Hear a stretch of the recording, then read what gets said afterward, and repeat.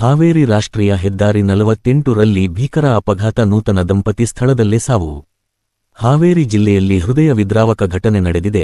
ನಿಂತಿದ್ದ ಲಾರಿಗೆ ಕಾರು ಡಿಕ್ಕಿ ಹೊಡೆದ ಪರಿಣಾಮ ನೂತನವಾಗಿ ಮದುವೆಯಾಗಿದ್ದ ದಂಪತಿ ಸ್ಥಳದಲ್ಲೇ ಸಾವನ್ನಪ್ಪಿರುವ ದುರ್ಘಟನೆ ನಡೆದಿದೆ. ಈ ದುರ್ಘಟನೆ ಹಾವೇರಿ ಜಿಲ್ಲೆಯ ಶಿಗ್ಗಾಂವಿ ತಾಲೂಕು ಕಡಹಳ್ಳಿ ಗ್ರಾಮದ ಬಳಿಯರಲ್ಲಿ ರಾಷ್ಟ್ರೀಯ ಹೆದ್ದಾರಿ 48 ಸಂಭವಿಸಿದೆ. ಮೃತರನ್ನು ಹಾವೇರಿ ನಗರದ ನಿವಾಸಿಗಳಾದ ಕಾರ್ತಿಕ್ ಹೂಗಾರ 34 ಹಾಗೂ ಅವರ ಪತ್ನಿ ಐಶ್ವರ್ಯ 30 ಎಂದು ಗುರುತಿಸಲಾಗಿದೆ. ಮದುವೆಯಾಗಿ ಕೇವಲ 15 ದಿನಗಳಷ್ಟೇ ಆಗಿದ್ದ ಈ ದಂಪತಿ ದೇವರ ದರ್ಶನಕ್ಕೆ ತೆರಳಿ ವಾಪಸ್ ಬರುತ್ತಿದ್ದ ವೇಳೆ ಈ ದುರಂತ ಸಂಭವಿಸಿದೆ. ಅಪಘಾತದಲ್ಲಿ ಇನ್ನಿಬ್ಬರಿಗೆ ಗಂಭೀರ ಗಾಯಗಳಾಗಿದ್ದು, ಅವರನ್ನು ತಕ್ಷಣವೇ ಹುಬ್ಬಳ್ಳಿಯ ಕಿಮ್ಸ್ ಆಸ್ಪತ್ರೆಗೆ ರವಾನಿಸಲಾಗಿದೆ. ಘಟನೆಯ ಮಾಹಿತಿ ತಿಳಿದ ಕೂಡಲೇ ಅಗ್ನಿಶಾಮಕ ದಳದ ಸಿಬ್ಬಂದಿ ಹಾಗೂ ಸ್ಥಳೀಯರು ರಕ್ಷಣಾ ಕಾರ್ಯಾಚರಣೆ ನಡೆಸಿ ಕಾರಿನೊಳಗಿದ್ದ ಮೃತದೇಹಗಳನ್ನು ಹೊರತೆಗೆದರು. ಸ್ಥಳಕ್ಕೆ ತಡಸ ಪೊಲೀಸ್ ಠಾಣೆ ಪೊಲೀಸರು ಭೇಟಿ ನೀಡಿ ಪರಿಶೀಲನೆ ನಡೆಸಿದ್ದು, ಪ್ರಕರಣ ದಾಖಲಿಸಿಕೊಂಡು ಮುಂದಿನ ತನಿಖೆ ಕೈಗೊಂಡಿದ್ದಾರೆ. ನೂತನ ದಂಪತಿಯ ದುರ್ಘಟನೆಗೆ ಹಾವೇರಿ ಜಿಲ್ಲೆ ಕಂಬನಿ ಮಿಡಿದಿದೆ.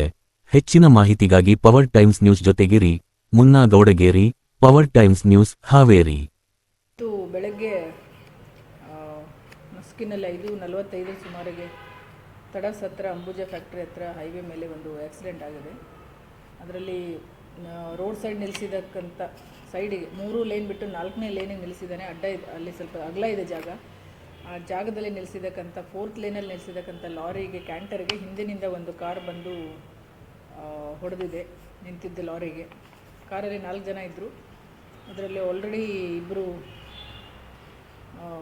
ಸ್ಪಾಟಲ್ಲೇ ಡೆತ್ ಆಗಿದ್ದಾರೆ.